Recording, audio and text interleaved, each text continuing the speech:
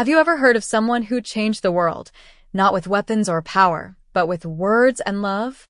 Let me tell you a story, a true story, of a dreamer, a fighter, and a believer. His name? Martin Luther King Jr. And this is his story. Martin was born in Atlanta, Georgia, in 1929. From the very beginning, he was curious, kind, and full of questions. He loved books. He loved learning. But most of all, he loved people.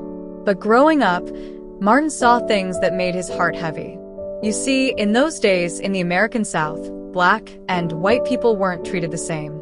They couldn't eat in the same restaurants, sit on the same bus seats, or even drink from the same water fountains. And Martin? He couldn't understand why he would ask, "Why can't we all just be friends?" His father, a preacher, taught him about faith, justice, and courage. And in church, Martin found the power of words, how they could lift spirits and spark change. So he studied hard. He went to college, then seminary, then got a PhD. That's right, Dr. King. Then, in 1955, something happened that would change everything. A woman named Rosa Parks said no. She refused to give up her seat to a white man on a bus in Montgomery, Alabama. When she was arrested, the black community came together.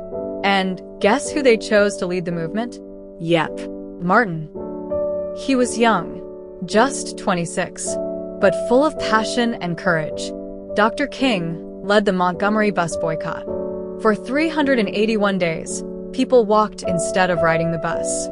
They stood together, peacefully. No violence, just strength. And you know what? They won. The buses were desegregated. It was just the beginning. Dr. King became a voice, not just for Black Americans, but for anyone who believed in freedom, justice, and equality. He believed in nonviolence, like his hero, Mahatma Gandhi. He believed that love was stronger than hate, that you don't have to hurt others to create change. Then came 1963, the year the world heard a dream. More than 250,000 people marched to Washington, D.C. Dr. King stood before them and gave one of the most powerful speeches ever spoken. I have a dream where children of all races could play together. A dream of fairness. A dream of hope. He marched in Selma. He met with presidents. He was even awarded the Nobel Peace Prize. But change wasn't easy. Dr. King was arrested many times. He got threats. He was hated by some. But he never gave up, because he believed something beautiful. The arc of the moral universe is long, but it bends toward justice. On April 4th, 1968, in Memphis, Dr. King was taken from the world far too soon. But you know what? His dream didn't die, because dreams that are built on love, peace, and truth, they live on. In you, in me, in all of us. Today, we still march. We still speak. We still dream. Because one man believed.